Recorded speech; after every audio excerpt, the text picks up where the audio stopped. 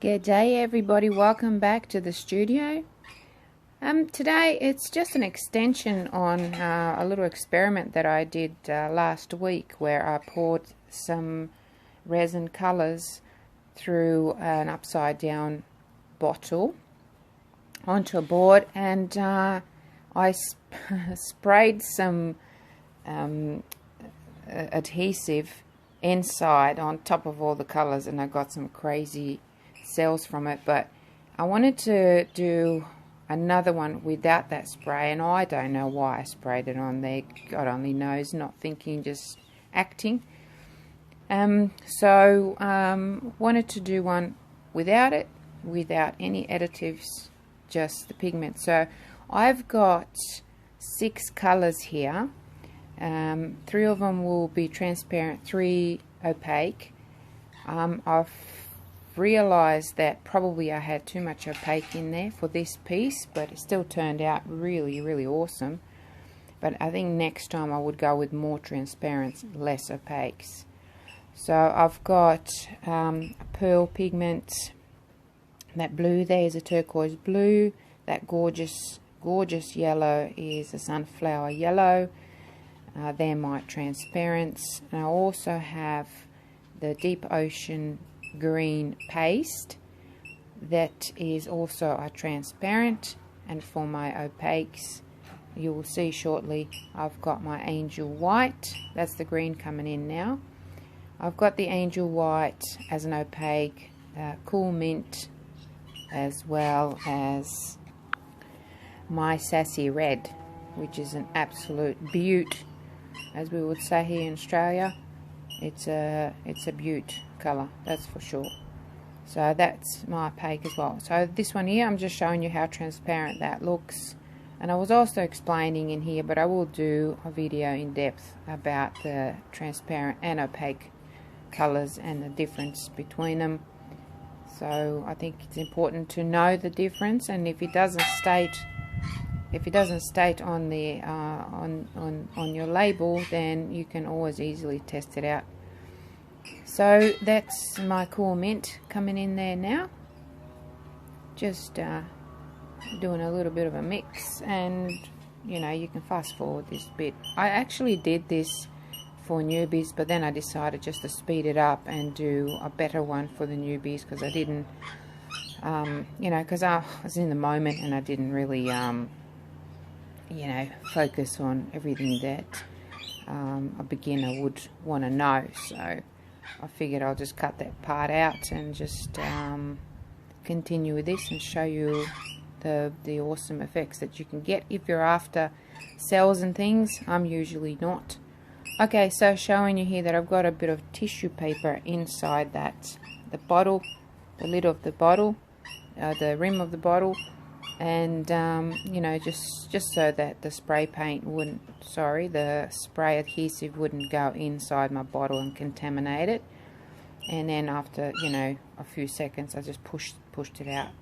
So I'm just gluing it on top of my board there. The board is just an MDF board, and covered with gesso. So there on your right are all my opaques, and on your left they are all the transparents. So I'm just alternating now, going first with the white straight inside the rim part of the bottom, or the bottom of the lid part, and yeah, just alternating the transparents and the opaques, and trying to drizzle around the sides of the wall of the bottle, actually, so that they kind of sit on top and not push in. Now there's so many different ways that you can do it. You can sort of drizzle from, or you can just pour it from up high, and those colors will push through each other. Or you can, you know, just dump each color in there, whichever way. You can do one side one color, the other side the other color, and then they meet in the middle. So many different ways, and you get different effects as well. This way I did it, I got a real pretty ribbon effect. It really looked like a flower when it came out, and I could have left it at that, and then just did a design just having that big flower in the middle of the board, covering most of the board. But I decided to just hit it with the blowtorch, which absolutely just made it explode on a cellular level, if you know what I mean. The cells were coming up from underneath, pushing up.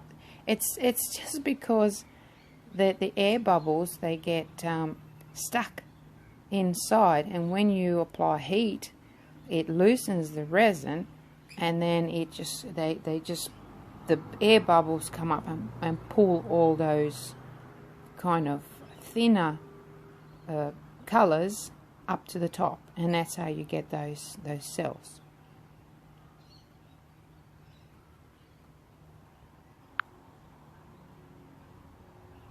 So I'm just cleaning my board a little bit with my alcohol wipe, and then applying some of that, well, all of that resin that I've got, clear resin left in the cup there, just to create a nice platform there for all my pigments to slide over easily. You don't have to do that, depends on how you want your colors in the cup, or the bottle in this case, to move, but that's the way I chose. So here we go.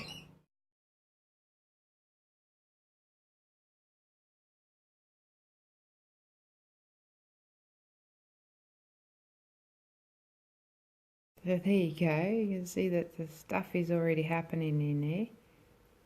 All those little air bubbles that are coming up, you can see those little turquoise dots there. That's just air bubbles picking up the resin and pulling it up to the surface. And I just realised, and this is getting quite warm now in the cup, that I forgot about my gold. So I've just mixed up about 20 milliliters of resin. Should not take long at all now to mix that. And very quickly I'm going to pour it in here. Just going to go right in the middle from a height. See how that's pushing in? And then I'm just going to go zigzaggy over the top as well.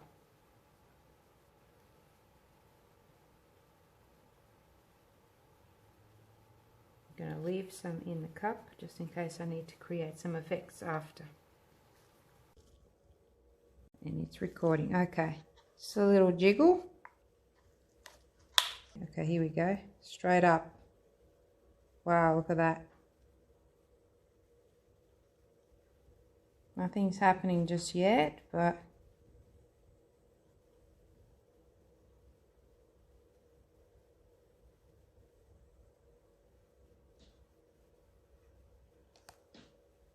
this is very interesting. That red's coming through.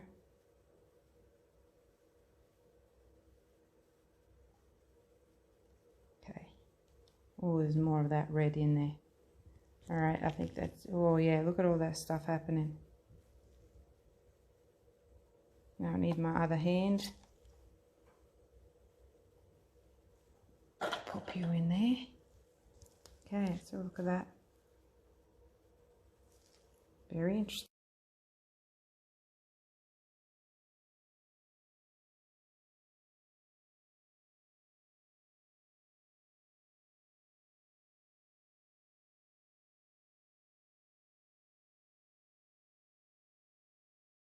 Wow.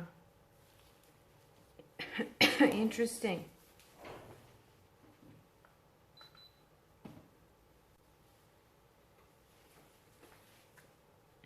That is very interesting. So it's all happening.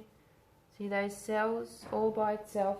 Can you give it a little torch just over the top?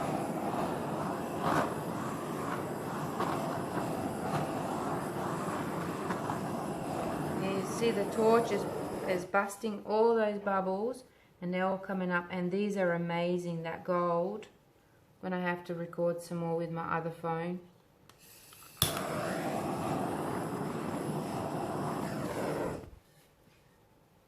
releases it all. Let's do it again with this phone. Look at that. That was just the torch. Trying to avoid the glare. Wow, how interesting.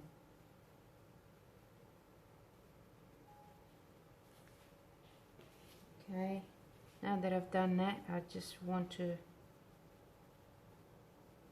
tilt a little bit. I absolutely love that area there. See, I can leave that because I want to do something with that. So I'm going to use my heat gun now,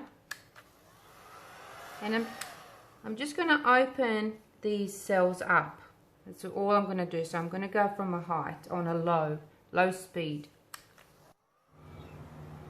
So just opening up those cells, and with each movement I open those cells, it kind of brings them closer together, creating that really beautiful web kind of effect with all those opaques sitting on top there, which is quite interesting. So I decided to leave it at this and just create something afterwards, but even as a piece this would pass like a really interesting piece covered in all these cells. It's amazing. So there you go, opaques and transparents.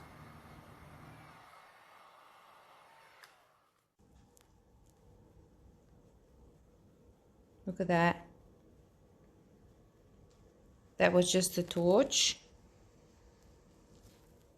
Trying to avoid the glare. Wow, how interesting.